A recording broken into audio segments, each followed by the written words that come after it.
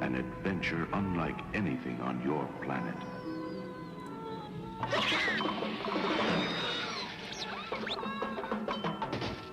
Star Wars. Hey, what's this with our chicken, man? Greetings, Exalted One.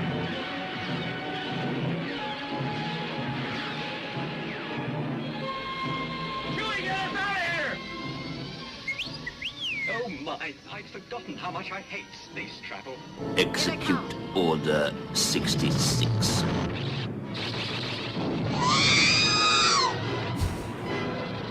You're coming in too fast! The story of a boy, a girl, and a universe. Hey, what's this with our chicken, man? You're my only hope. Oh, good for you! It's a big, sprawling Greetings, space saga Exalted of One. rebellion and romance. This station is now the ultimate power in the universe. Oh, good for you! There's nothing for me here now.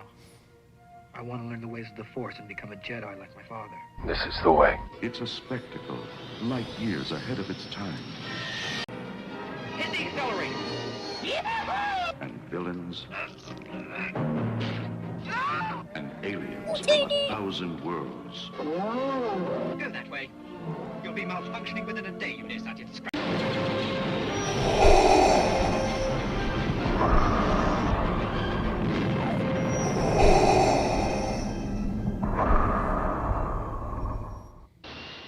Luke Skywalker was just a farm boy until he received a mysterious message But I was going into Tashi Station to pick up some power converters. to rescue a beautiful princess I'm Luke Skywalker. I'm here to rescue you. Too short for a stormtrooper. and defend Red 5 standing by. against the Death Star.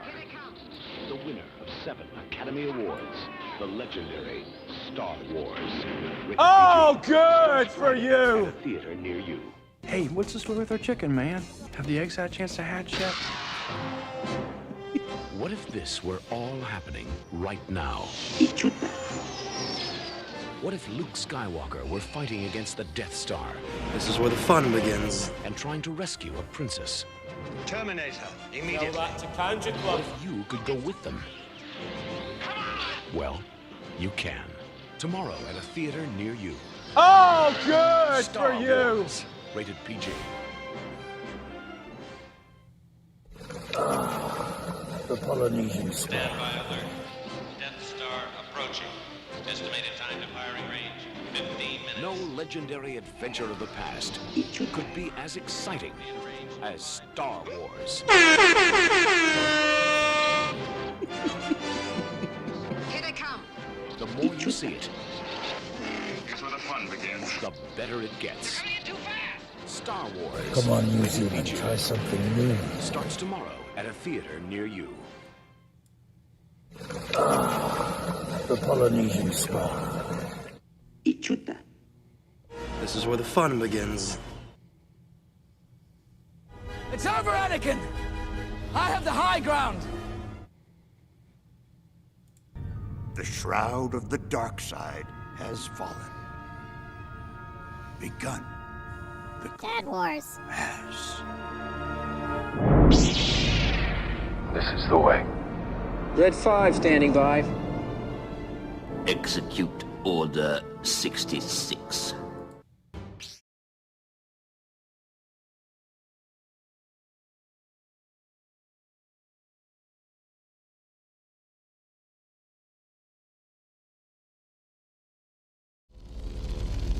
And here I am.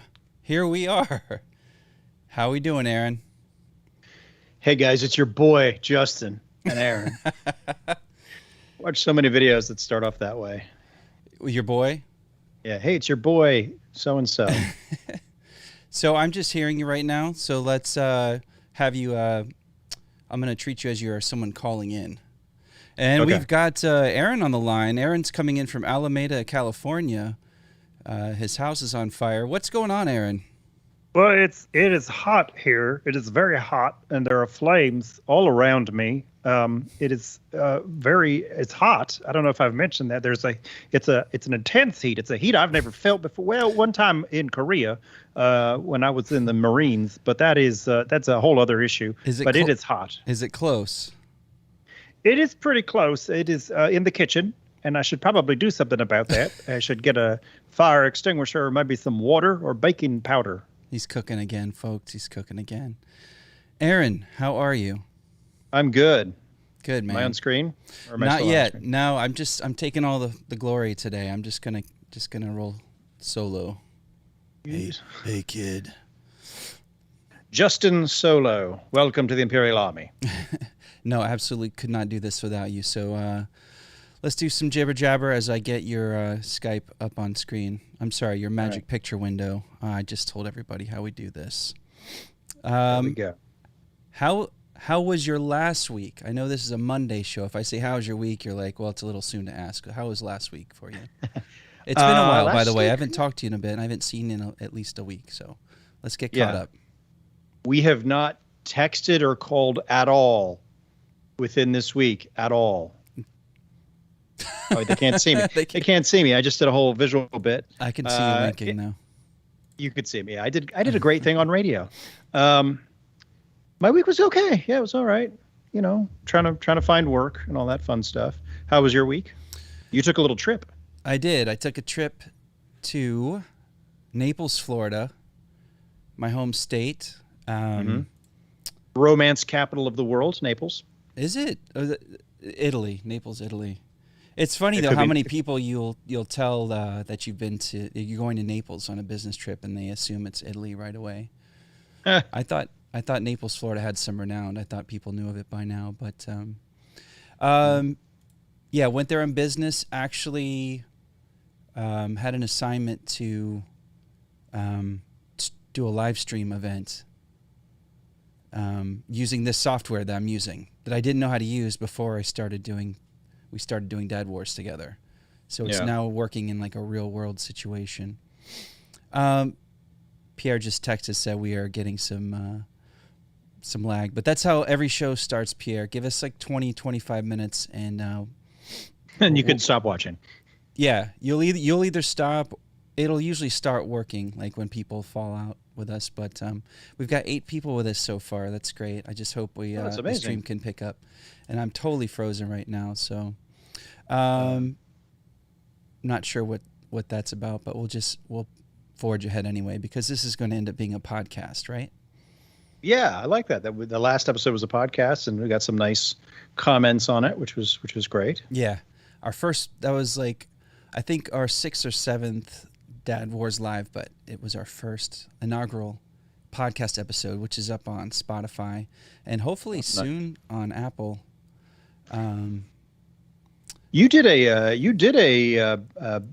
Bad Batch with Ray. Raymond. Yeah, we did a Bad Batch episode 12 review last Saturday night before I went on my trip, and that went well. We had a good time with that. We went way deep down the rabbit hole. I'm talking about a single Bad Batch episode for almost 2 hours. Oh my goodness. Yeah. And but of course we got tangential and went with the Ray likes to close out the show with a plug for HBO Max and Netflix programming. He gets a commission. You know, you can't blame the guy. it's hard out here. So you gotta, in the private sector, you gotta do what you can. All right, let's see. I'm gonna shut some stuff down. Let's see if I can free up some CPU. This is compelling material for our friends here, but definitely glad you guys are here. While you do that, I will entertain everyone with a song. No, I won't. I'm not going to do that to you guys. All right. What's it looking like on your preview?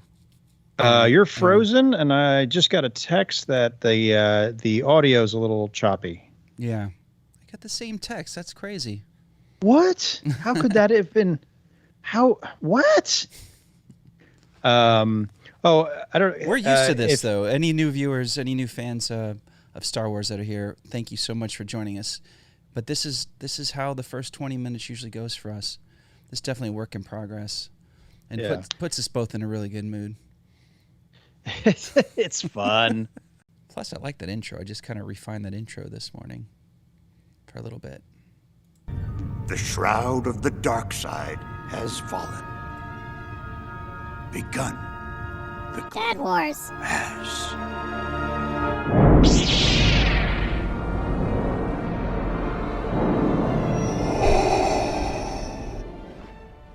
We'll do it live!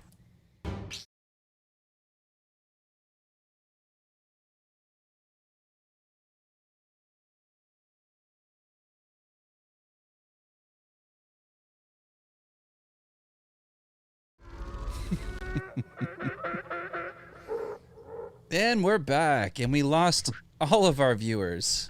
Everyone left.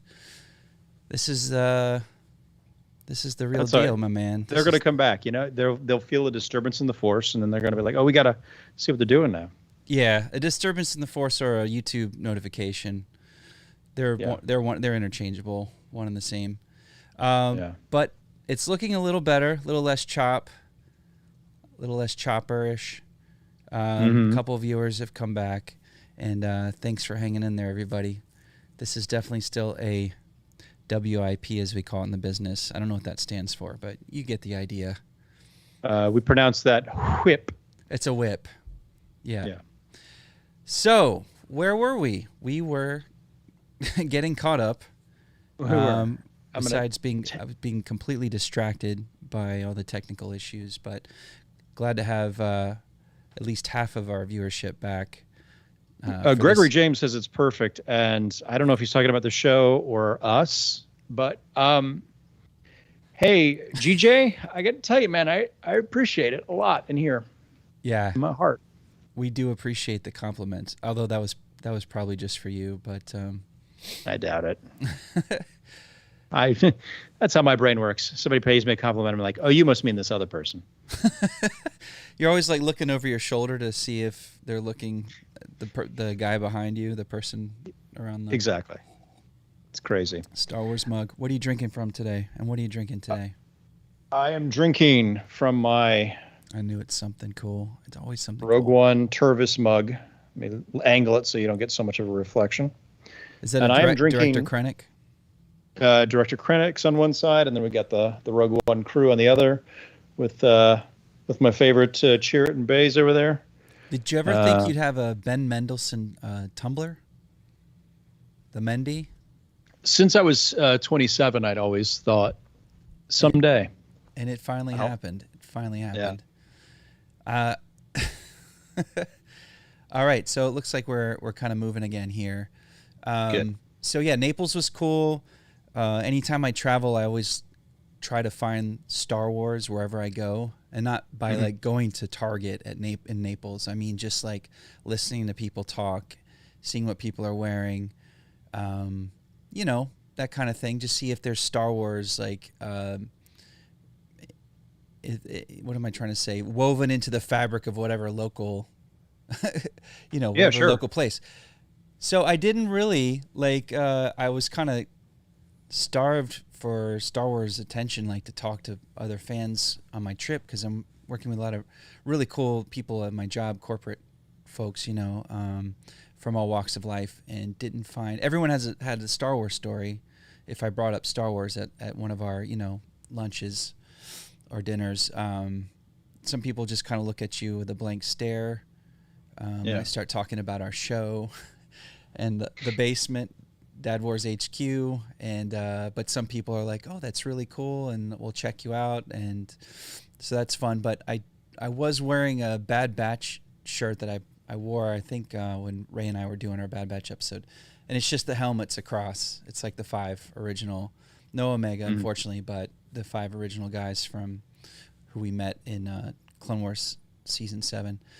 And I was at security, and they were really giving me a hard time because I had a carry-on, like a camera bag with lots of gear in it, extra batteries, wires. So that kind of freaked them out a little bit. And then I had my carry-on backpack, which had a Nintendo Switch, which I forgot to take out, and other things. So I was stalled out at security with everything open. But kids walk by the other way, going to where I was coming from, and the guy starts beating on the plexiglass, and I was already kind of anxious, but then I look up, and dude's like, and he was pointing at my shirt, and for a second I forgot. I was like, oh yeah. So we gave each other like a big thumbs up, and all of a sudden I was in a fantastic mood. I didn't care that I was getting the shakedown at security. That's all it takes sometimes. It was it was so nice. It just felt so great. It was just a couple of dudes like probably in their 20s going the other direction, and just to see that it doesn't say Bad Batch on it or anything. So it's kind of like Code almost. It's not a deep cut, but it kind of is. You know what I mean? Like, not everybody's tuning into this cartoon show. So that gave me a little boost, and it put me in a good mood, and it gave me a little story to tell here. Nice. Yeah, I've always done this thing with my son. If we were out, ever since he was young, if we ever saw anybody with a shirt that we thought was cool, that we would tell them. We'd go like, "Hey, I love your shirt. That's an awesome shirt," or whatever. And we just to this day we still do it. We were somewhere recently and we saw somebody had a cool Star Wars shirt. I forget what it was, but yeah, it's always good because it's a genuine compliment if you love their shirt. Yeah, you're a fan. Yeah. Well, I had someone at the playground after Piper's soccer a few weeks ago, another dad with a kid and one of the other soccer teams. And he gave me a compliment on, like, I guess I had a Mando shirt on, just like the signet, kind of like this. But he recognized it, like, he was just like, oh, cool shirt, like very subtle. Yeah. And instead of just going, oh, thanks, like, are you a Star Wars fan or are you watching Mando or like anything like that? I was like, oh, cool. What do you have going on there? Because he had like a really cool shirt. Yeah. But it was for like a speed metal band or something I'd never heard of.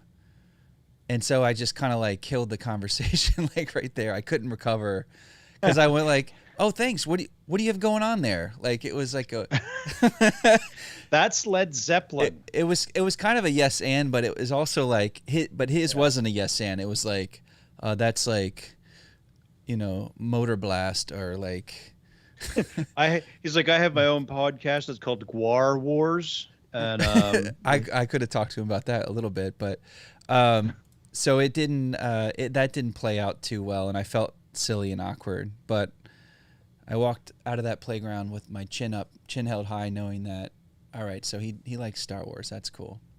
Nice. How are we doing? Are we still streaming? Sounds clear. It's perfect.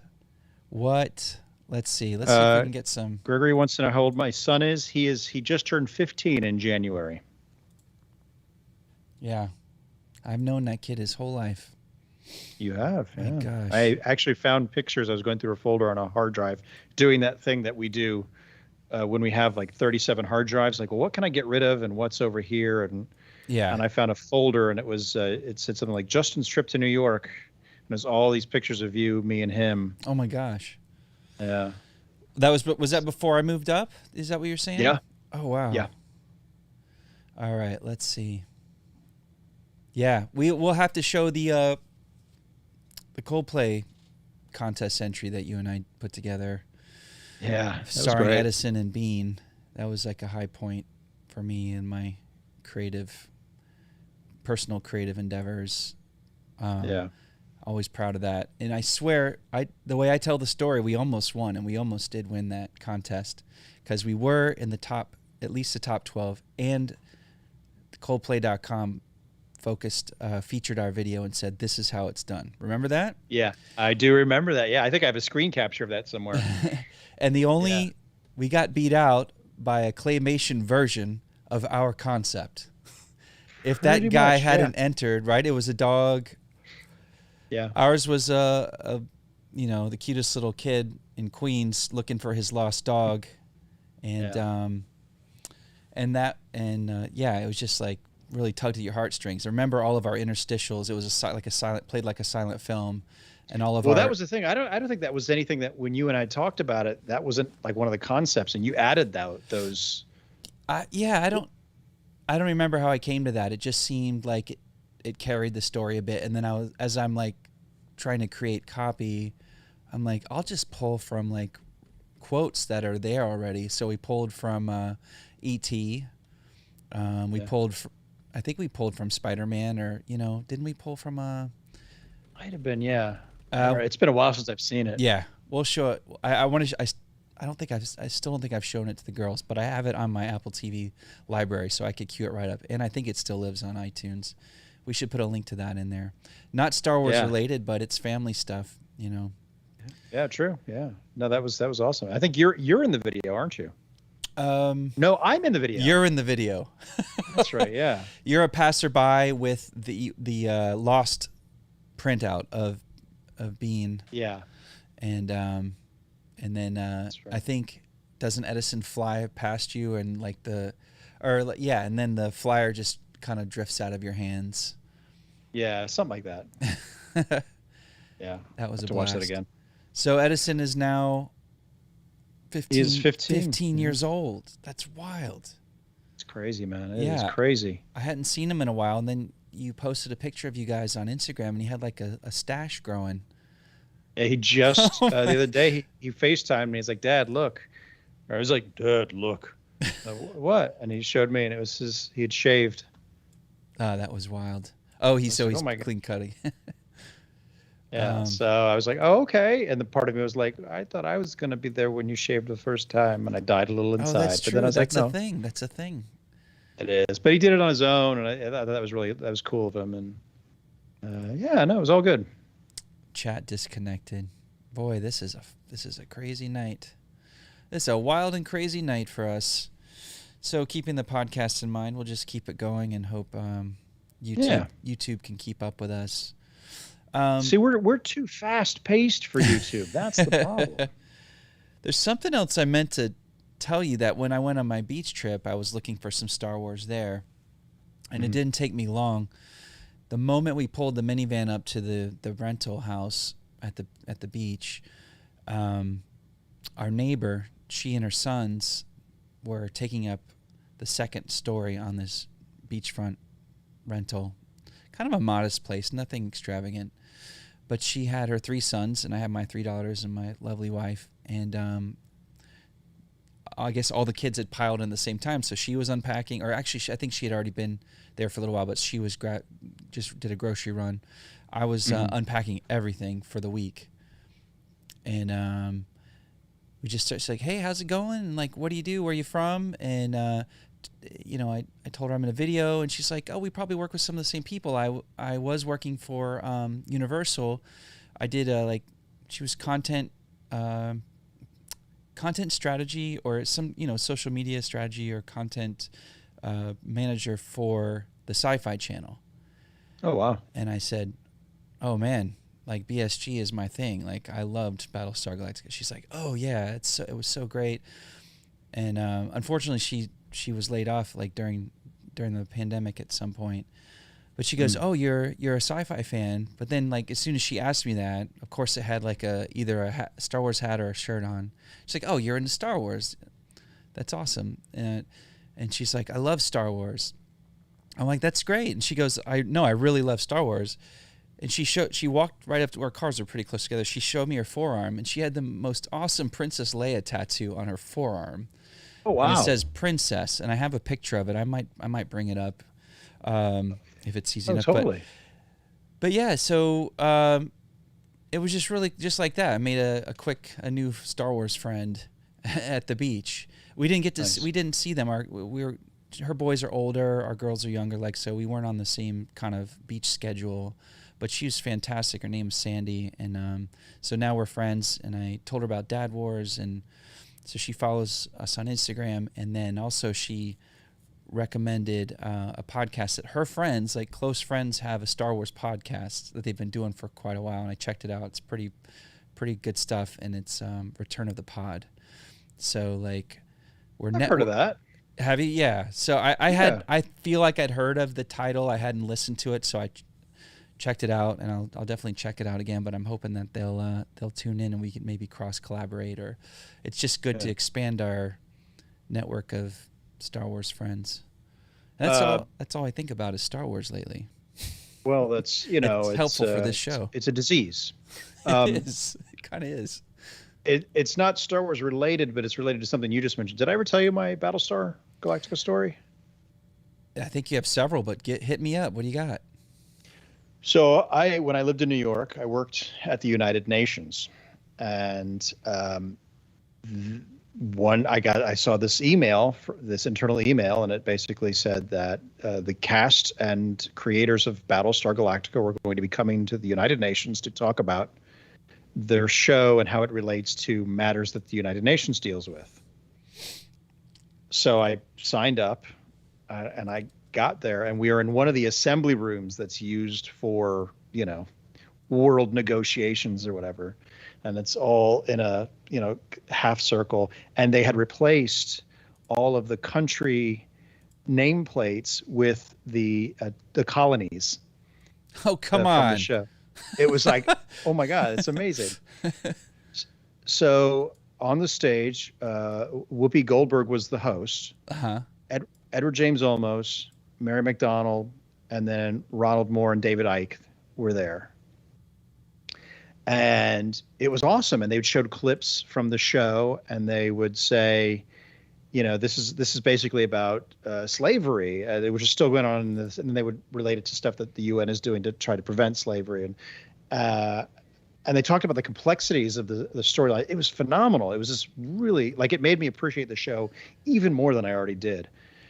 But I would love if this was recorded and we could watch this somewhere. You can. It's on YouTube somewhere. Get out. I swear to God. So that's awesome. But there's this moment. You have to watch it, though, just for this one moment. So Edward James Olmos gives this passionate speech about what we must do to be better people, blah, blah, blah. And the whole room is just swelling up. And and then he gets to the end and he goes, "So say we all." Oh my God. And the room goes, "So say we all." And he goes, "So say we all." Are you serious? That is wild. I'm just getting goosebumps. I know. It was insane. So afterwards, welcome to Battlestar Galactica Wars, Dad Wars. Yeah. So afterwards, there's an after gathering party thing or whatever. Yeah. So I go there, and this is about, I think, a week away from the series finale. Okay. So I go up to Ron. I see Ronald Moore's wife. She had run up a Mrs. Moore message board, Mrs. Moore, Mrs. Ronald D. Moore, and I start talking to her, and I'm like, "Oh my God, I love your husband's writing, blah blah blah." And she was amazing, and she's like, "Come on, I'll introduce you." So she introduced me to Ronald. I'm talking to Ronald D. Moore for 20 minutes. I'm just wild. My brain's split.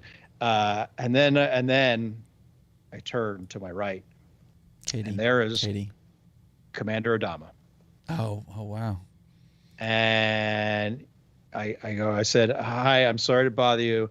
I have to ask a favor. Could you please stop making me openly weep in every episode that you've been doing for the last few episodes?" I said, I just, you do something and it just makes me weep. And he laughed. He put his arm around me and he said, "Then you better get a big box of Kleenex for next week's episode." I just said, "Oh crap! Thanks, I've heard man. Thanks for the heads up." That's awesome. That's awesome. And, yeah. Do you happen to remember what that episode was? It was the whatever the one before the series finale. But yeah, they were dealing with Laura, the president, and him and their relationship and what she was going through and all sorts of stuff. And it was just like, oh my God. And their acting was impeccable. And it was fantastic. So I started watching it again a few months ago. And think life gets in the way, but I love that show. Yeah. It holds up pretty well. I think if they had shot it more conventionally, it might hold up even better, but I think they were using video cameras handheld a lot, right? Mm-hmm. And that doesn't, the resolution alone kind of breaks down on today's high def sets. Yeah. But whatever, it's a timestamp. It's cool. It's amazing. It's an amazing show. I encourage any Star Wars fans, younger Star Wars fans who didn't get a chance to enjoy the Battlestar Galactica reboot from the early 2000s, right? early mid. Mm-hmm. I want to say like 2004, 2005. Yeah. Is when it started. Yeah, and it was such a surprise because it came out of nowhere. It came out of nowhere, and it was following the original show, which was kind of silly and goofy and very 70s. Yeah. And I used to get teased all the time. It was, it was called my little robot dog show, and I'm like, well, there's no robot dog on this. But what are they thinking of? I remember Rogers? watching the miniseries. Yeah. And going, oh, this is not what I grew up with. And then watching the first episode, which I think is called 33, which is one of the finest hours of TV, of suspenseful TV. That means and I was like, every I'm 33 minutes. Every 33 minutes, they had to jump. Yep. Oh, yeah. That is. Oh my God, that's such good stuff. Is really that? Is. That's playing on the Peacock, I think. Where is that playing? I managed. Well, you can't use that kind of language on this podcast. Oh, but, sorry, it's a family show. Sorry. Yeah. Real quick though, Raymond Dyer. Do you know Ray? Vaguely. It's not really ringing a bell. He met Captain EO at Epcot. No, he met Edward James Olmos at Disney once, and he was really nice. And then we've got a follow up from another longtime Disney cast member, Disney success story, Gregory B. James, said he'd come into the office at Christmas to say hey to us. He would do candlelight. I think it's called a candlelight processional or candlelight. That's Disney cast member short speak for some big elaborate thing they do at the holidays, and they always bring as big a name celebrity as they can pull to be the host or MC. I would love some more. I didn't pay attention to that stuff when I was there. I probably should have. Would have been nice. Yeah, especially maybe you'd still be there, Justin. Just saying. I'm right where I should be. I think I'm good. Okay. I do. I love and miss Disney though. I really do. Even after working there for 5.5 years back in the day, back in the late 90s, early 2000, and couldn't wait to get out of there. But I miss it. It's great stuff. But we have a lot of our friends, a lot of our fellow Star Wars fans and friends on here are Disney insiders who have worked for Disney or for at some point or other in their lives, and that's very helpful to this show because we can get some behind the scenes stuff. Spill all the beans. Absolutely. Pardon me as I. You actually just reminded me something we were talking about earlier too. We were talking about Star Wars T-shirts. I remember. I don't know how it was before the Disney acquisition of Lucasfilm, but I remember going to Disney and noticing how many people were wearing Star Wars shirts. Interesting. And thinking to myself, I feel like it used to be a kind of a less of a, like, this is our thing. This is, you know what I mean? Like it wasn't so publicized. Wait a minute. Wait, are you saying it was like too mainstream at that point, or? No, well, I feel like Star Wars had kind of become a thing that was like it came and it went and it was fine, and then you had your prequels, and that really soured a lot of people's feelings about Star Wars. But then going to Disney one time and going, well, that guy's wearing a shirt and she's wearing a shirt and that whole family's got shirts, Star Wars shirt, and this is once again pre-Disney acquisition of Lucasfilm. Yeah, and I realized it's like, this is. Something's happening. It's like turning around, and sure enough, now it's now it's even bigger. What kept it going? Like the hope, no pun here. Like the hope that we'd get some new Star Wars at some point, because George he kind of said he wasn't going to do a 7, 8, 9. At some point, he pretty much declared that, didn't he? I think so, but he also. It seemed once Return of the Jedi was done, it seemed like, okay, it's over. We'll have to get our prequels somehow, some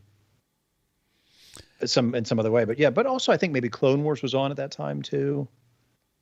So I don't know. It was interesting, and now it's almost like if you were to wear a Captain America shirt with the shield 15 years ago. 15 years ago, before any movies, people probably be like, "Oh, look at that nerd."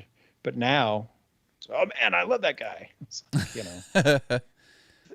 There's a book. There's a guy, Chris Hardwick, and he wrote a book, and the first Nerdist, the Nerdist way.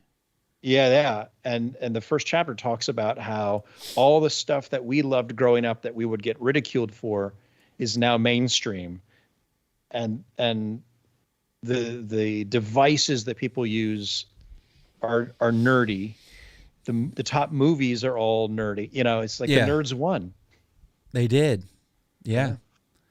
They took a lot of heat and stress in high school and middle school, but now everybody's enjoying what they've created. Yeah. And I'm still here, don't worry. I need to create a single scene of you for when my camera blips out, but yep, you're seeing it. We're doing it live. We'll do it live. And so Greg was asking, like, when you went to Disney that time, and you noticed you were like seeing all these Star Wars shirts. Was it at around Star Wars weekend time in the spring, or was it just some random trip, or just another part of the year? This might have been like September-ish, September, November, somewhere around there. Yeah. And Star Tours started the Star Wars base at Disney, I assume.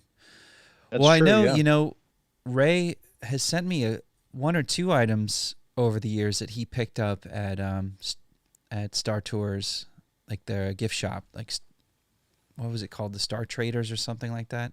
Yeah. Like I was wearing a Mark Echo shirt. I think he got it there.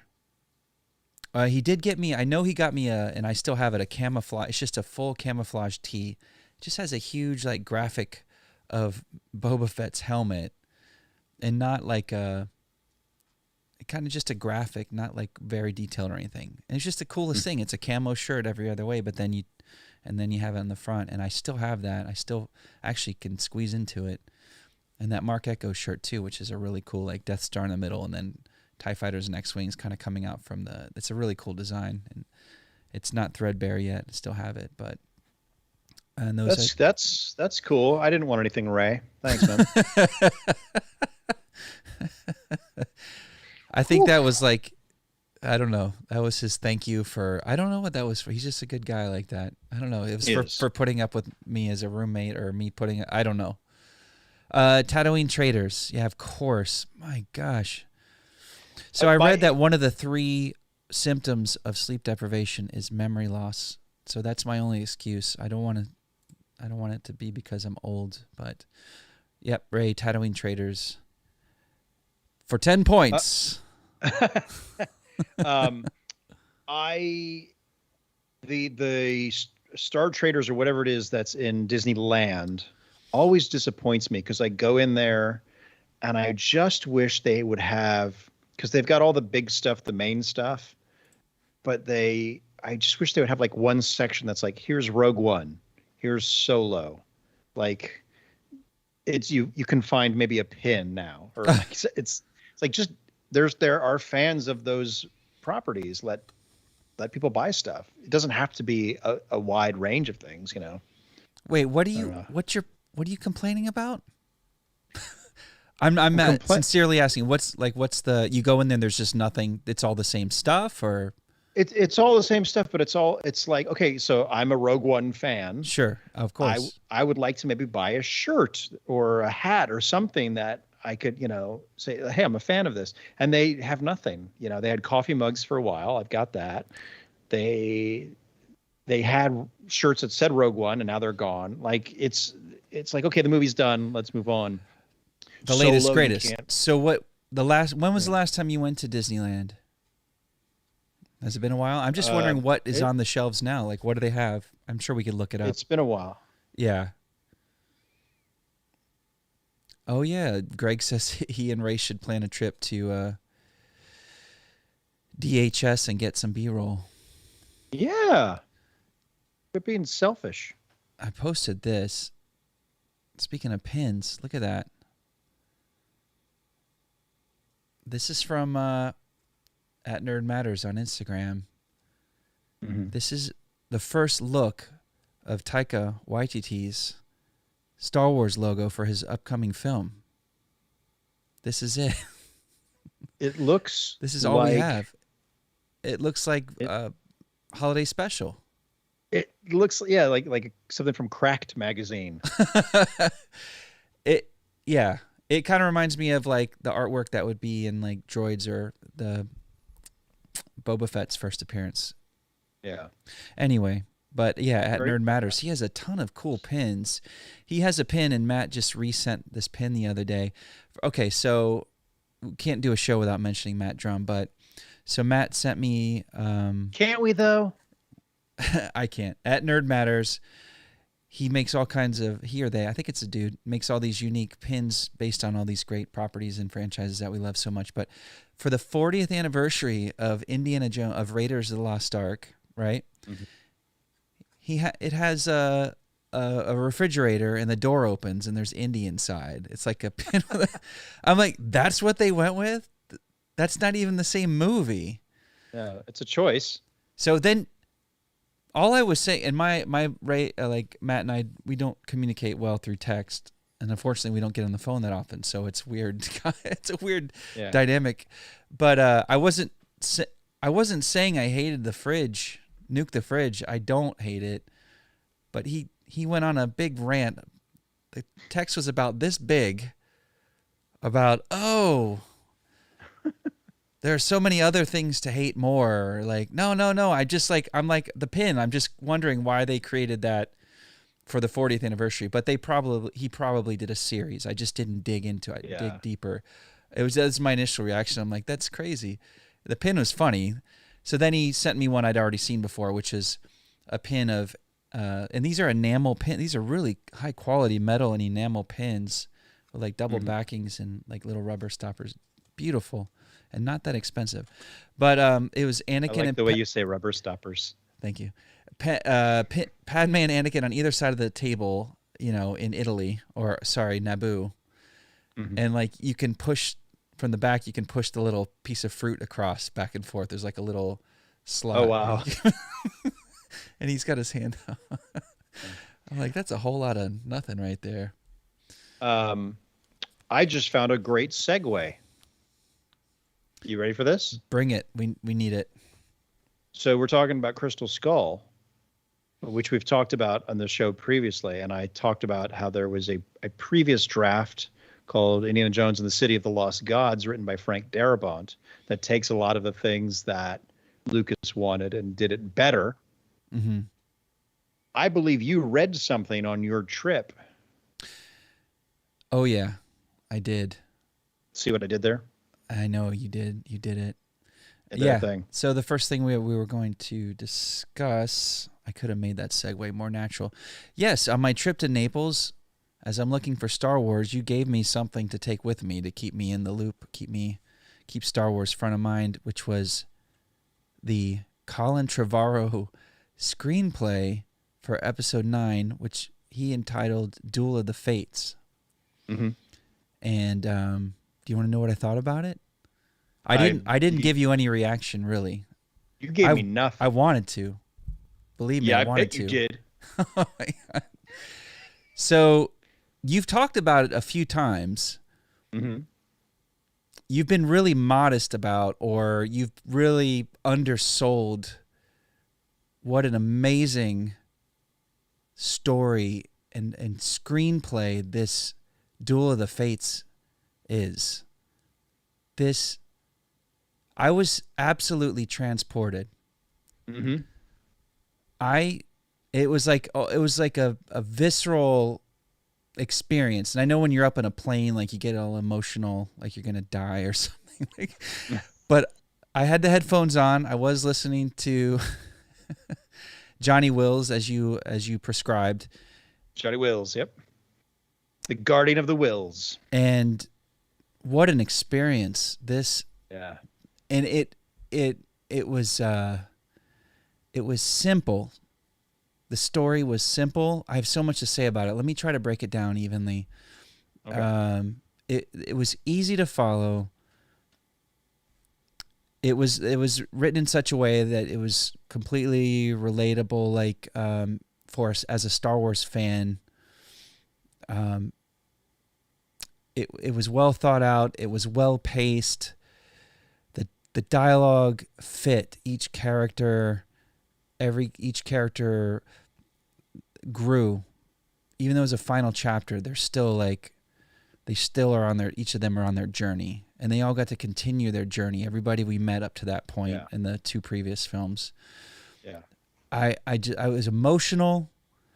I was happy, and my heart was broken because I will never get to see this on screen. No. That was the episode 9 that I think the world would have absolutely embraced. Yeah. And I kind of know why they couldn't make it, but I kind of think they could have figured it out. And I totally encourage anyone to read it. I can pull it up on the screen if there's any bit of it you want to scroll through, or we just encourage people to read it. We can send a link out, but it's like 135-ish pages, and man, it's out there. It's easy to find. Okay. It's very easy to find. I haven't read it. I don't know how to read. I was lying the whole time about it, so I'm glad. No wonder you undersold it. No, it was something that say whatever you will about the Jurassic World movies or what was it, Book of Henry, which I never saw, but I loved Safety Not Guaranteed. I absolutely adored it, and I just thought this guy was a great director, and so I was already excited that he was going to be doing one of these movies. So to read the script and to go, man, they were so onto something, and just that there was it felt like a continuation of what had come before it. It felt logical. It ended stories in a logical way. It didn't have any sort of out of left field curveballs that were going to be poorly explained in the opening crawl. And it is, you're right. It's heartbreaking that we'll never get that movie, but it's such a solid script. Yeah, there was no simple trickery or little quick, cheap trying to be payoffs, or twists. We didn't need any twists at that point. We needed resolution. Exactly. We needed these characters to be fully realized and have each of them have their moment and not be like impeded or superseded by new characters. New characters are introduced, but they really complement the story of particular characters that we already know and are trying to love, right? Yeah, exactly. There's romance in this thing. There's romance, and it's like, it's almost don't we like deserve that? Love. Don't we deserve that? Sorry, I didn't mean to step on you. Unrequited love, right? Yeah, everybody loves to see that on film. Anybody with a soul and a heart loves to see that. Yeah, Ray. How do you spell Trevorrow? I'm just gonna TREVARROW, 2 R's. Oh, hold on. You probably have the script right in front of you. Just gonna take a look. Safety Not Guaranteed. There you go. Could they make this smaller? Oh, I was right. Yeah, Trev or Row. Trevorrow, not Trevorrow. Yeah, have you seen this? You've Spell seen it. this, right? With April from Parks and Rec. With yeah. How do you spell Trevorrow again? I still didn't get the answer. Now we're going to talk about TREVORROW. 2 hours later, TREV. That's all I wanted to put up on screen. It was such a great experience as a Star Wars fan. I felt like we may not see it, but it's in my mind now. It's almost like there were moments in the screenplay for this episode 9 we'll never see that I wanted to stop and investigate further on like Wikipedia or go online and realize that these terms won't be in canon or legends sections of they won't exist. Yeah. Maybe Favs or Filoni will tip the old cowboy hat maybe to Colin for his efforts down the road with some characters that we get to meet in this screenplay. Yeah. But my God, it was like it felt Yeah, I've read it. I've read a few dozen screenplays in my day. I not nearly as many as you, and I haven't written. And I've written maybe one for. I wrote one for a college course, but it was low. It wasn't a high concept thing. But I understand the language to enough to know a good screenplay, and that one just.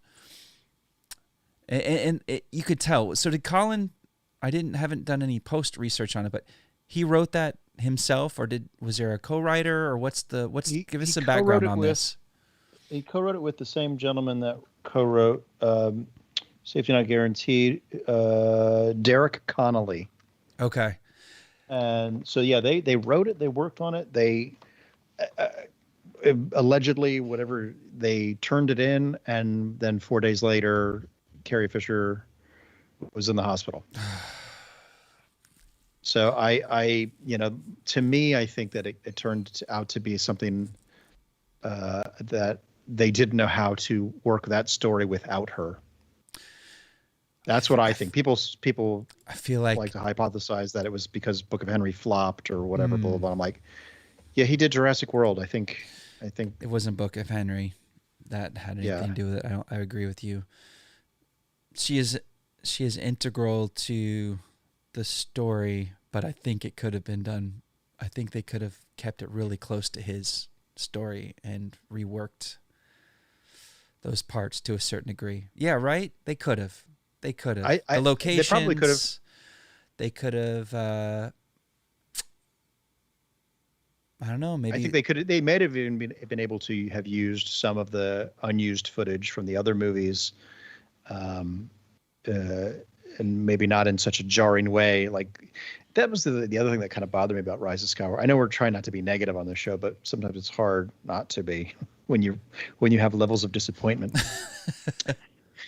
welling up inside of you.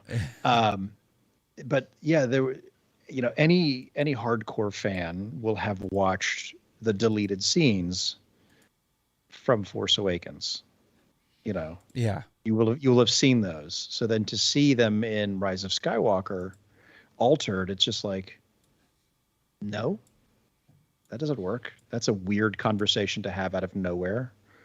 It was just, it just didn't work for me as much as I loved seeing her on screen again. It just didn't work. It was really hard to suspend disbelief with the Rise of Skywalker anytime Leia was on. It was right now, Matt is just his ears are like tingling. He's like, I have to go to Dad Wars right now. He'll never speak to us again. No, he senses a great disturbance in the Force. Yeah. As if millions of voices have suddenly critiqued a movie that he enjoys. Yeah. God bless him though, man. One thing I love about Matt is he always finds the positive in something. Absolutely. Yeah. Yep. He does. Definitely not knocking him. He's a hardcore lover of all things cool that we like. So I told him we have to get you on the show. We've got it. The people are waiting. So I would love to have an actual conversation with him. I've never spoken to the man. We'll make it happen. So is the stream still playing from your end? Because it's all frozen from where I'm looking. It's just yeah, there's a little bit of like freeze and lag every so often. Let me refresh, see if that does anything. Carrie Fisher was an amazing writer. She was known as a fixer in Hollywood. Fixer, yeah. Apparently she did some work on Attack of the Clones, maybe? Really? I think so. She might have, yeah. And she wrote Postcards from the Edge. Is that right? Is that accurate? Didn't she write some really? Yeah, she did. She wrote that. So back to so what I read was something that transcended a fan fiction or fan film or fan screenplay. Mm-hmm. And as far as I was trying to poke holes in this screenplay because I don't know. I'm like, all right, there's got to be a reason. There's got to be some reasons. This story's probably, it didn't. But, when you started talking about it, giving me some info and background in earlier episodes and in conversations, it started to legitimize it for me. So when I read it, it was just like, wow. Yeah. What else can I say about this? One of the things I really loved about it was that it not only logically followed up or seamlessly followed up Force Awakens and The Last Jedi and picked up things that had been left there to be picked up on, especially a lot of things that I really loved about The Last Jedi. It did that, I thought, seamlessly. But it also paid respect to the prequels. It hits everything and respectfully and like in the right moments. It's nothing's crowbarred in. It's just like everything seemed to fit. Any cameos we see around the galaxy, it binds the galaxy together. It literally hits, you're right.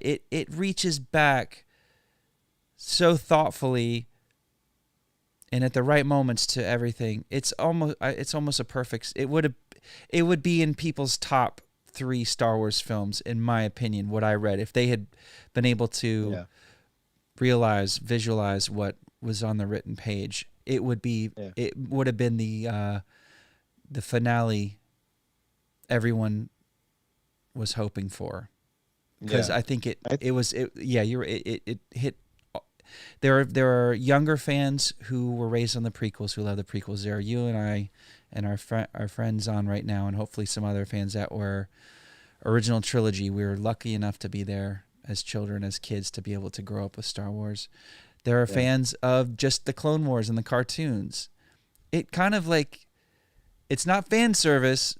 It's just like, let's tie the whole mythology together, which is what I love about what Filoni's been doing all these years with the Clone Wars, Rebels, and the Bad Batch. You know what? And I should also say, not just Filoni, but the team he surrounds himself with. Yeah, it's very important.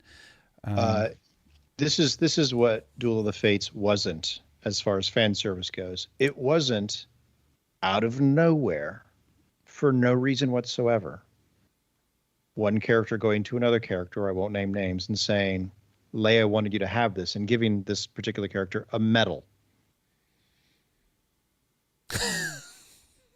What? Has the fact that Chewbacca never got a medal at the end of A New Hope been that burning hole in so many people's lives that they needed to see Maz Kanata give him a medal unprompted? Yeah, it works much.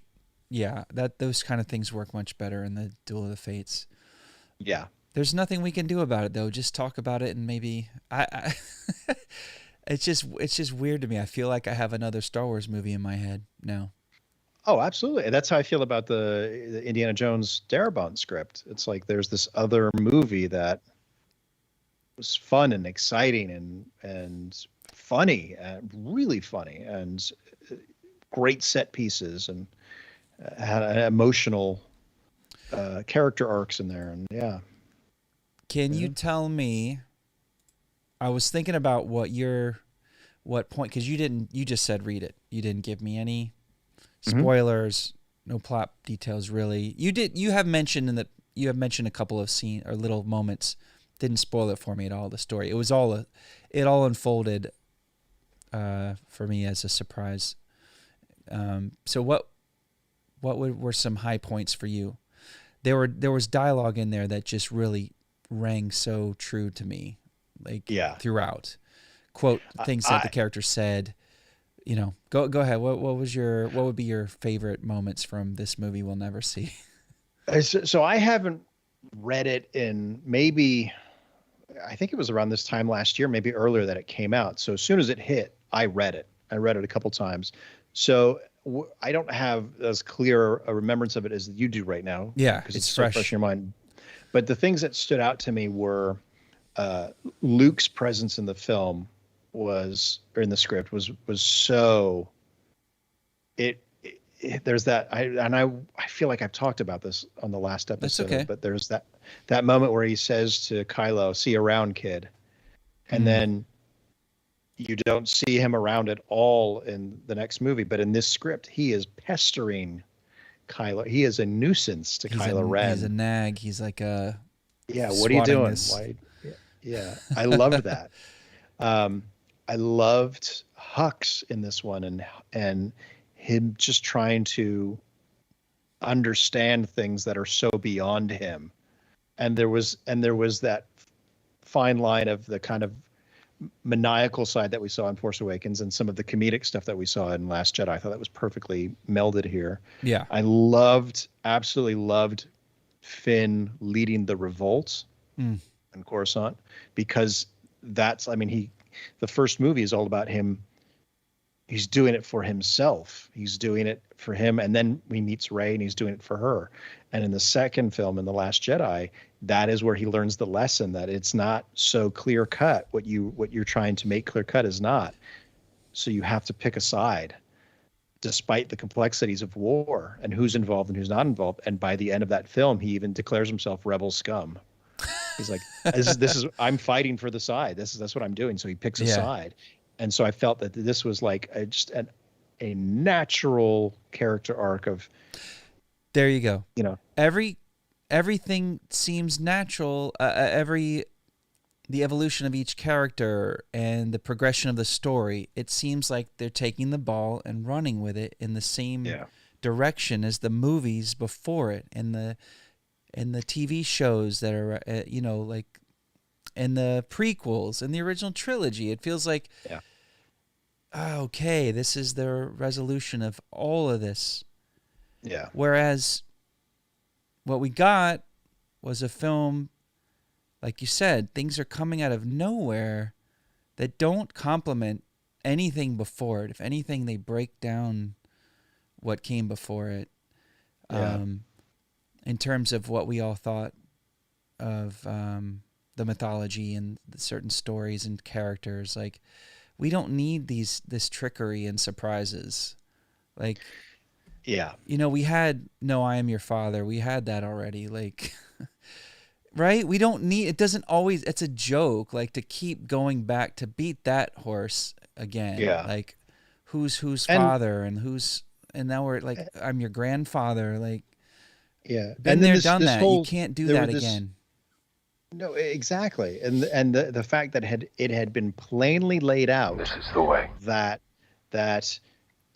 you don't have to be from a lineage, which, as far as I know, that was never really a thing other than Luke Skywalker. But like, did Kenobi come from a long line of Force people? Did Qui-Gon, it's so silly. So the fact that there is this nobody in the middle of nowhere who is extremely Force powerful was interesting to me. And because it's almost like, okay, so the Force is kind of seeking new people to I don't know, to gift them with, I don't know. And then it's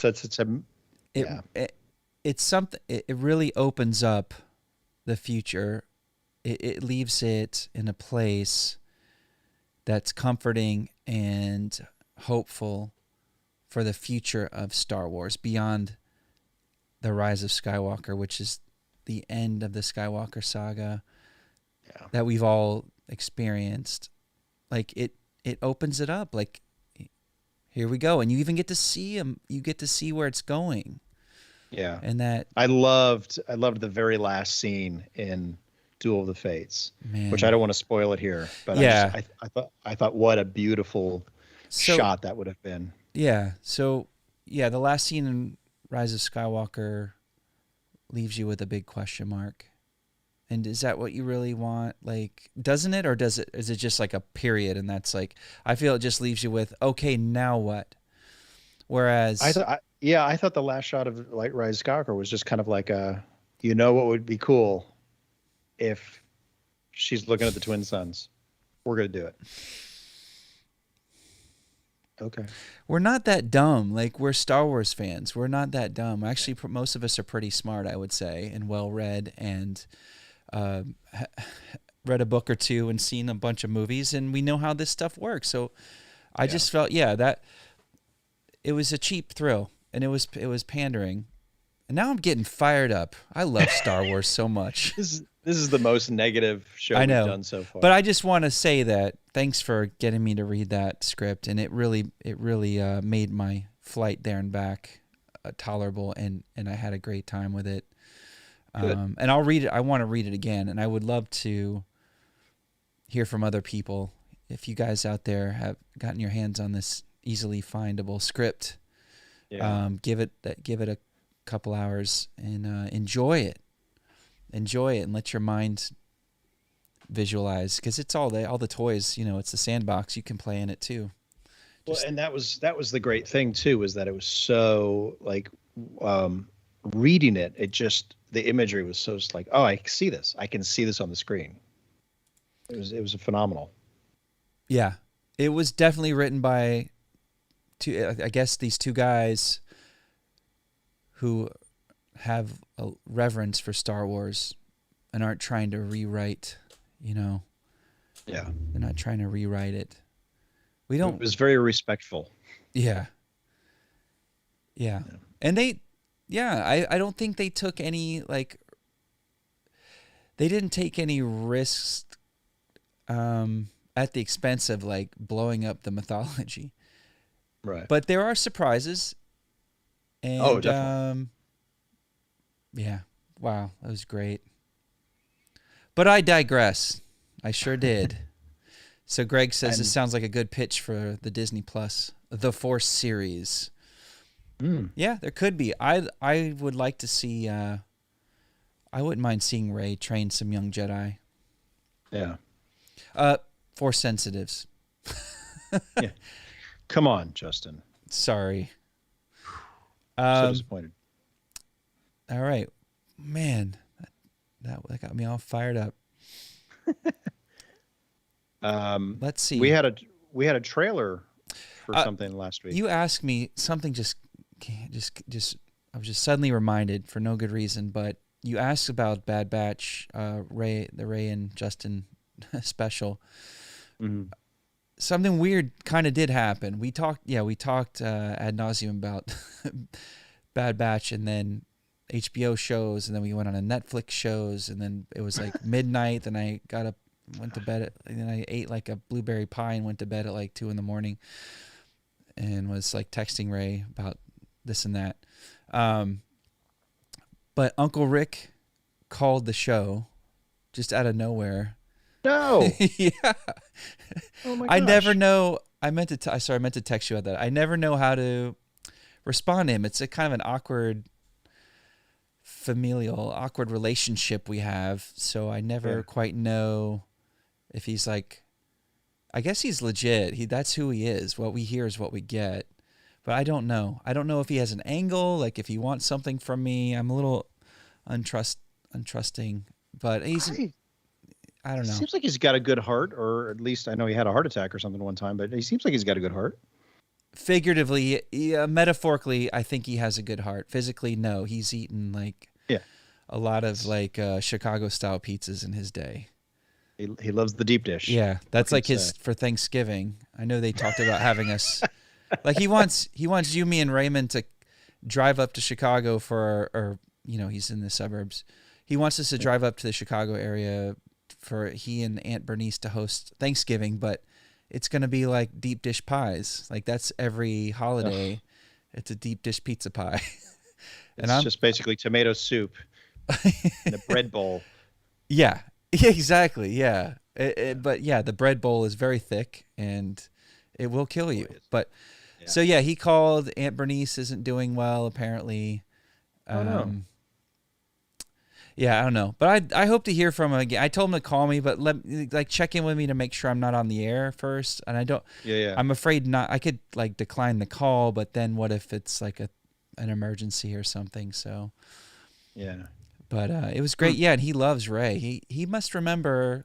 I know he took a trip. They took a trip or two down to Boca or somewhere on the east coast of Florida when you and I and Rey were down there. I remember they drove down in a RV. Yeah. And they'd set up in a little RV park. I remember he came to the store that we worked at. Yeah, and that's where I met him. And his idea of going off let's see. He coming to South Florida in the hottest months. I guess he was so cold in Chicago that when people, the season for Florida tourism is usually the winter months, right? Right. We get away from, like in Jersey, you get Northeast, you get away from the cold, which is just goes on for, it feels like 6 months. You go to Florida, you thaw out, or you go to some tropical destination. That's what he would do.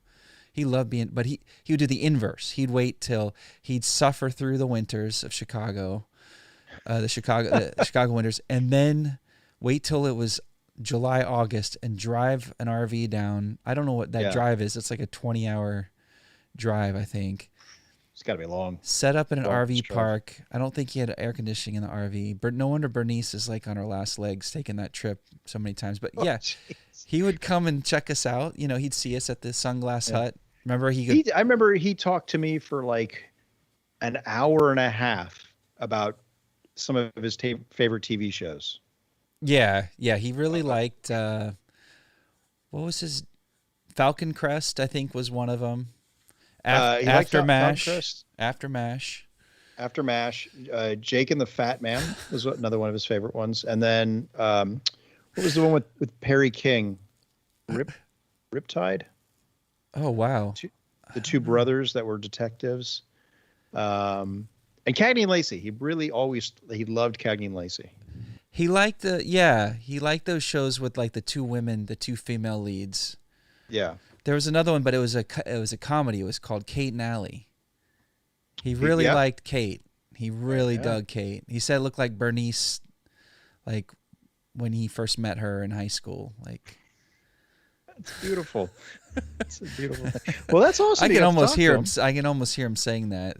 He's a sweet guy. He's got a heart of gold. But it's just weird having him on our Dad Wars show. It's like a show about Star Wars, and he never watched anything besides the holiday special. He said that's as far as he got with it.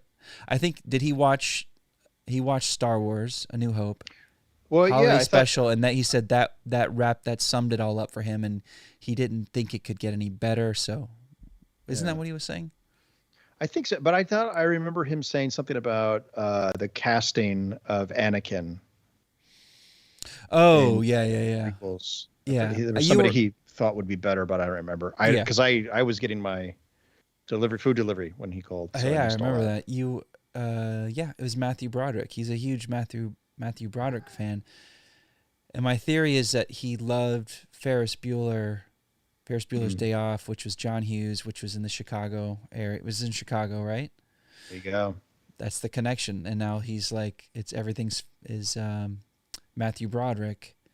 And Ferris Bueller was for like teens and tweens, like preteens, like when we were kids. That movie was kind of for us, but it was his favorite film. I don't know who did he relate to? Mr. Rooney? God, I hope not. Because that didn't end well for Rooney in real life, did it? We should ask him next time he calls. Ask him about it. Yeah. Oh, it's getting Dad Wars After Dark. I see your lights are kind of going down a bit. Oh yeah, the sun's getting real low now. I'll turn back into Banner in a second. Yeah. So, I guess we covered Bad Batch in the first part of our show where everything was failing, technically speaking. Yeah. I was kind of paying attention. I know you and Edison got all caught up. Where do you think it's going? We've got episode 13, 14, 15, and then 16, and that's it. Mm-hmm. Where is this thing going? I think we'll do it live. We're going to get a cliffhanger, I think. And I think it'll be either Omega taken away or one of the batch seemingly dead. Okay.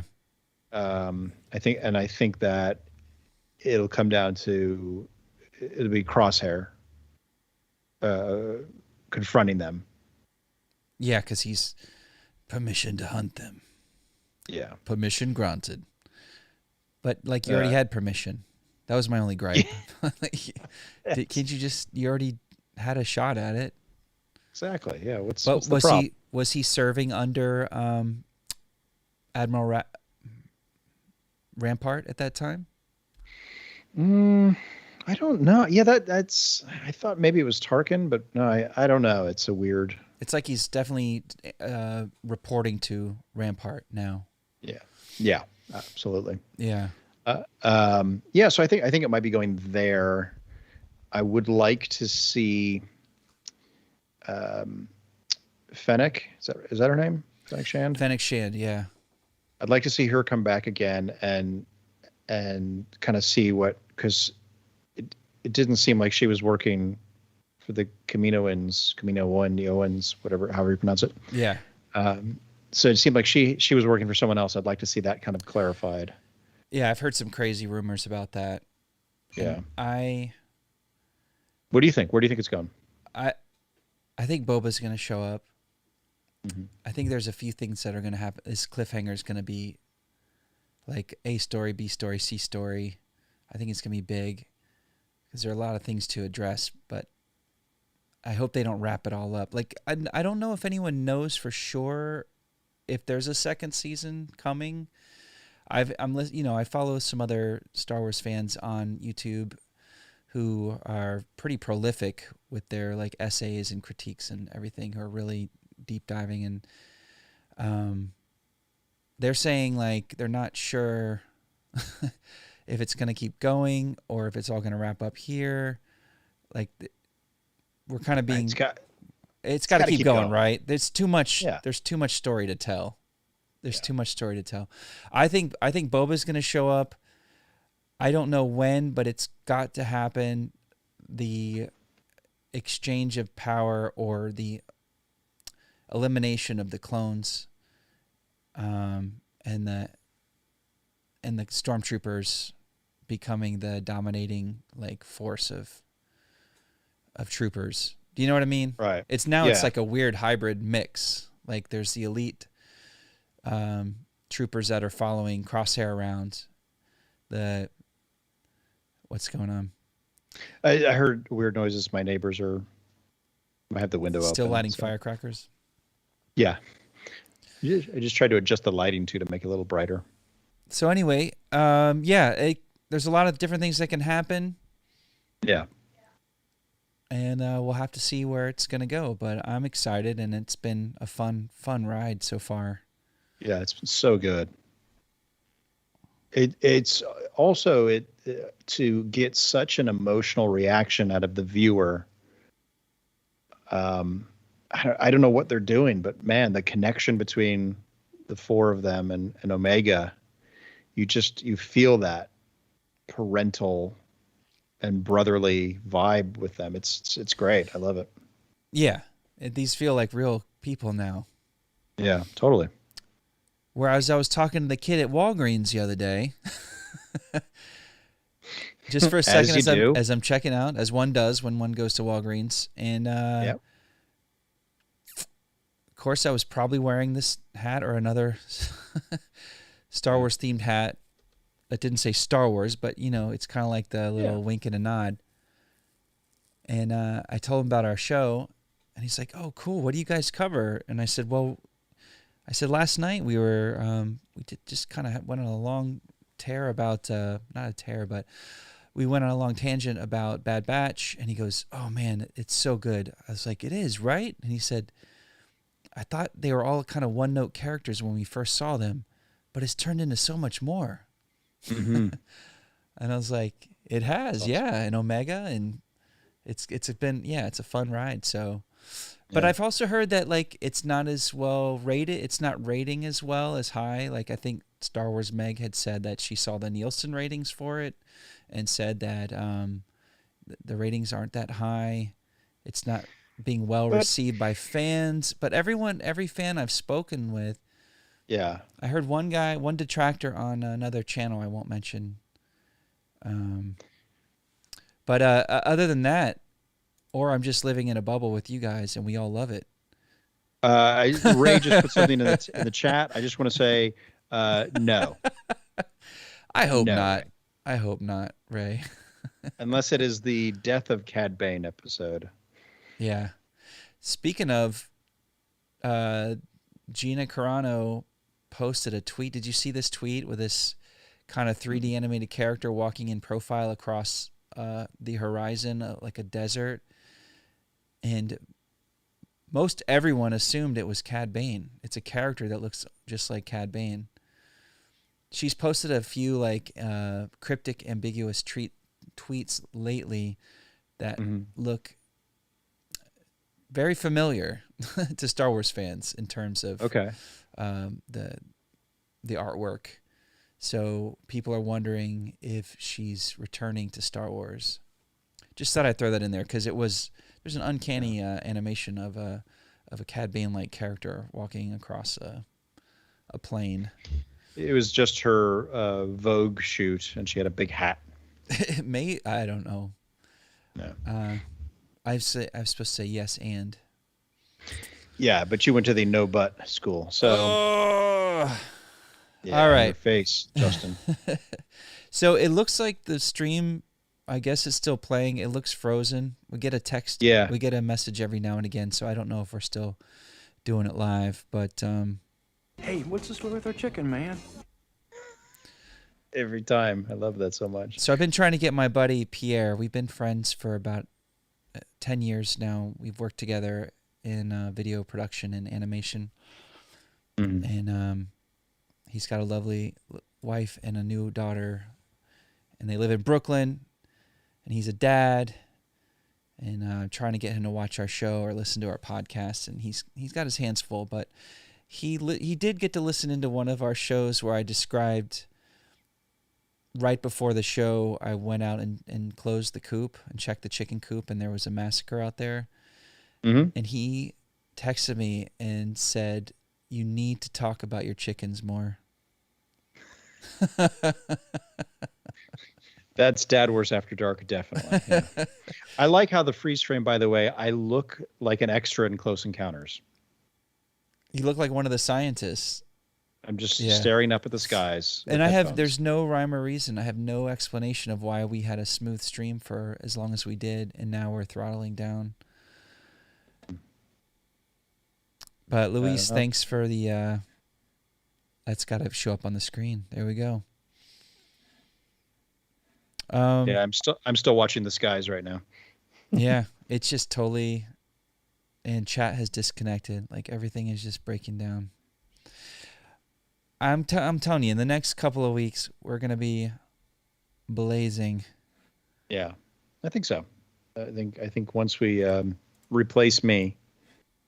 Ray just noted that that Crosshair is never coming back to the batch. Right. And I think he's past the point of no return. Oh yeah, why would you want him back? He's terrible. He's just terrible. He's a terrible person. He totally betrayed the team. Yeah. Inhibitor chip or not, right? Like at this point, he's working outside of that. He's not. He's kind of just. He's just a bad dude, and he's not. I don't think he's under any type of hypnosis or any kind of inhibitor chip. He's it's total free now. He's just so obsessed with the mission now to get them. So yeah, he's an a-hole. Did you tell us? Did you give us any thoughts on Hauser yet? On Hauser, the clone trooper, and his. Oh no! But I loved that scene. Handful of defectors. That was amazing. So good that scene. I love it, and I'm not a big clone trooper guy. Like to me, I'm like whatever, but people love him. But for some reason, his armor I thought was really cool. It's just the teal striping on there. Yeah, it is. They've already got a figure out of him. I don't know if you caught us talking about that, but the figure has a different name. For some reason. Bob. Close. It's Ballast. So I've heard other YouTubers calling him Hauser Ballast, like that's his name. Oh. And then Ray goes, MD.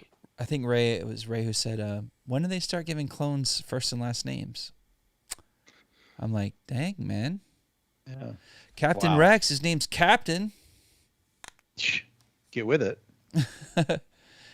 All right, let me see if we've got some news we can cover. You want to hit some news and then hit the hay, I think that would be good. Yeah. Yeah. I'm winding down a little bit. Yeah, I am too, and I'm sure the audience can tell, our friends and fans.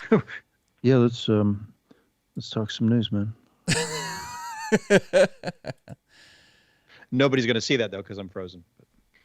Yeah, it's very disappointing when the technology can't keep up with our dreams. It's folks. The Duel of the Fate script. I'm running gigabit Ethernet out of this house. I've got a pretty fast iMac. I did all the graphics. We're trying to present a top-notch show and a hub for us to all get together and talk about Star Wars and just have fun. Yeah. And we're wrestling with compression and encoding issues. So stop sending death threats, Raymond. And I've turned off, I don't know if you noticed, Aaron, but I've turned off a few of the graphic bells and whistles on our frame here. Okay. And it's still doing its thing. Yeah. Doing its thing. Hey, what's the story with our chicken, man? Have the eggs had a chance to hatch yet? Yeah, they'll be hatched soon, sir.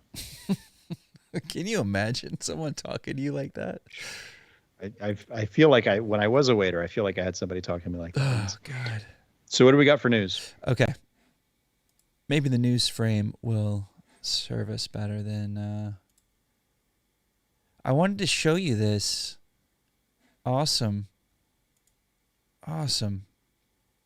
toy. It's a statue. It's not a toy. Let's be clear. This is just pretty fantastic looking. Is this the Wrecker? It'll come in a second. It's the last shot from the last episode of The Mandalorian with Fennec and Boba. Can you see it yet? I got nothing. We've been frozen on my screen for. Yeah. All right. So maybe this won't work for right now. Okay. Anyway, what it is. It's just like, it's the scene where Boba comes in and takes out Bib Fortuna, inherits the throne, claims the throne that once belonged to Bib, and then Jabba before that. Although Jabba never sat in the throne, right? He just sat on a big good fit stone bed, and then Fennec sitting right by him with her gun in her lap. It's pretty cool.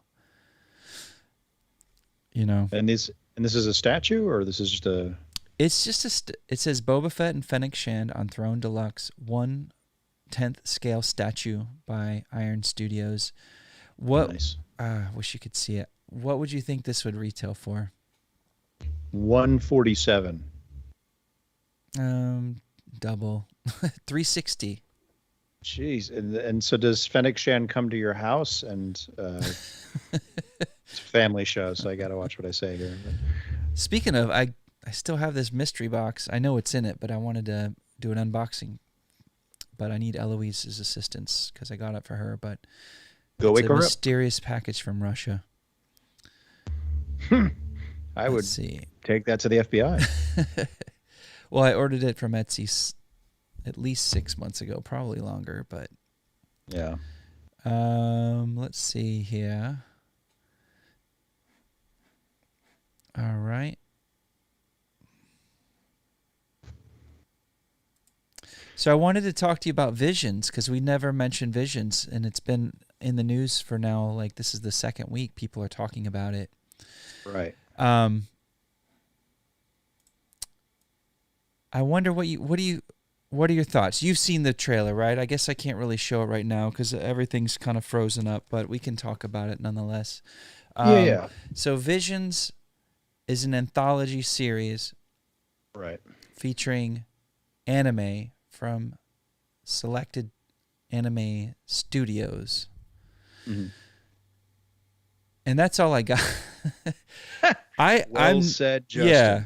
I could just pull up an article on it, but what is your take on it? There's the special look. Yeah, so I'm not an anime person. I own Akira, and that's about as far as I go with anime. So that whole aspect of it is nothing. It's not really intriguing to me. But what's more intriguing to me are some of the stories that they talked about and how they really seem to be tying into some of the things that inspired Lucas for the original films. Okay. And things coming from Japanese cinema and the idea of like the samurai and yeah. So I'm intrigued. I'm interested. I will go into it with an open mind and see what we've got. Are you concerned like I am that people are just going to take the stories, like take Star Wars off the rails and get experimental with it? That's a word. That's something I have. I'm a little, like we handed the reins over to 8 different studios to get their vision of what Star Wars should be. But don't we already have YouTube for that and lots of amazing fan-created artwork, music, animation, short films? Don't we have that already? I mean, we have those, but none of them are sanctioned. And I know that there is a story group for Lucasfilm, so nothing in an official capacity can be done without their approval. So I don't think they'll get too crazy. Maybe visually they will, but story-wise, I can't see them getting too nuts. All right. Yeah, I guess that should have been my first question. Like, is the story group involved? Like, where's the oversight? We need some regulations here. Yeah. Don't mess with Star Wars. Yeah. And also, I'm a like I don't want to say fair weather. What's the phrase for it? I'm like somebody that just listens to pop music. That just like, or not. I'm not, but in terms of like anime, it's top level stuff, or not top level. What am I trying to even say? It's things that are widely embraced. The Miyazaki stuff, Spirited Away. You don't do the deep dive. You don't go into like, here's a thing called I don't. Yeah, I know what Super Sock Man or something. I know what Bubblegum Crisis is, and I've seen an episode or two, but there are people that get all that stuff and they can't. It's like us with Star Wars. They can't get enough. But that's not me. So like, if it's Robotech or like Ninja Scroll, I get it. But or Robitussin, or just Tussin, if I need it. So I think I'll be interested. Yeah. To a degree, but also be cautious. And I asked Matt, who could be on the show with us at some point. Yeah. Aaron is frozen, picking his nose. LOL. Well, it was a rub. It was a rub. Yeah. But I can, if you would like me to, I can. I don't know. Yeah, this is, I totally am. Oh my gosh. Wow. Audio is better. Oh, that's good. Well, Luis, backing back to Bad Batch one more time. What if they actually figure out the chip is what's messing him up? Crosshair, the road to redemption. Yeah, but we know the chip was messing him up, but we don't think it's messing him up anymore, do we? No. I don't think so. I think so. He's just, it doesn't matter that if they take the chip out or not. That is his purpose in life now, is to get them to be a good soldier. It's like we're done. Yeah. So just to wrap up Visions, I really wanted to play it, but I don't think it's gonna play. You can't even get your finger out of your nose. No, it's too busy. I'm too busy up there. Frozen. We are frozen in time. Never put my fingers near my nose again during the show. This is. There are days, and then there are days. Oof.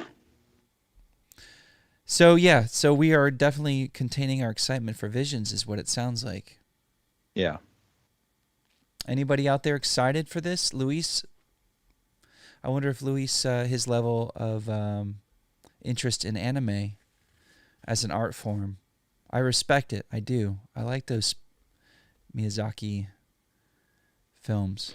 But those are all like general audience, like everyone knows those movies. Yeah. So this stuff might be a little too nichey, but maybe, I don't know, is his studio doing one? But people probably said that about the original Clone Wars cartoon. Oh no, I love that right out of the gate. Oh, they were phenomenal. It's the only time we've ever seen Mace Windu be a total badass. Yeah. We just rewatched that episode, actually. That's so good. Oh my God, I love that so much. That crushing machine, though, it's brutal. Yeah. All right, so we unfroze at least for a minute. For a second. I think we should start off the next episode by showing the Vision special look or clips of it. I think so. I think the special look. I was hoping to just play it and maybe stop if anything piqued our interest, and just kind of go. It's like a few minutes long. Yeah. But it's not going to happen tonight, unfortunately.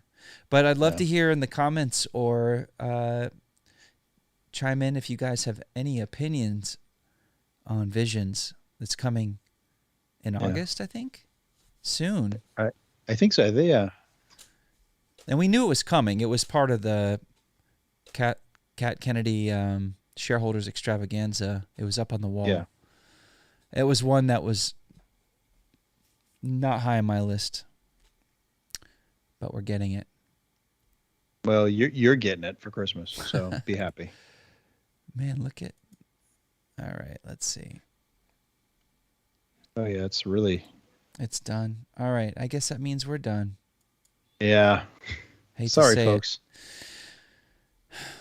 We'll just consider this one a dress rehearsal. It was great seeing everyone who was able to join in with us. I don't recommend anyone like and subscribe this episode after seeing this episode. We'll try it again. Smash that like button. Yeah, we're gonna be riding high off the last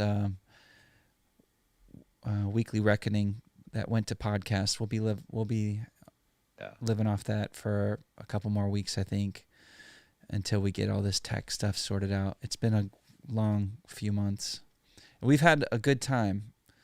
It's almost like I'm signing off for good here. We gave it our best. Yeah. We will be back next week, folks. We're sorry. Click. No, we'll get it. We'll get it. We'll figure it out. And in the meantime, this is a great podcast to listen to. So, will it though? Yes. I wouldn't watch it. I might listen to it. That's what I'm saying. Listening to it, it'd be could be entertaining. I just I don't want to even address the show like it's a show anymore. I just want to be here hanging out with you and our friends and fans. You know what I mean? I hear you. Well, we had 61 playbacks. That's just me refreshing. Oh, can you imagine? Yeah. Oh well. That's how we end every show with "Oh well." Oh well. Yeah. That's the catchphrase for the show. Oh well. So where did we go wrong? I think we just went wrong with the stream couldn't keep up with us tonight. Yeah. I think we had an awesome conversation about the Duel of the Fates screenplay. I think we were almost on a run with some of the other topics. I think Visions kind of brought us to a screeching halt. One viewer, so everybody's left. Oh man. All right. Well, goodbye. We'll do it live. Someday. We'll be able to. We'll have an official restart, a reboot of the show. And this will be the testing years. The Polynesian spa. There you go. All right. Well, I'm gonna eat some dinner. All right, man. Eat some dinner. Yeah. And I will see you on the other side. Thanks for the Morrison. 2 people still hanging out with us. Yeah.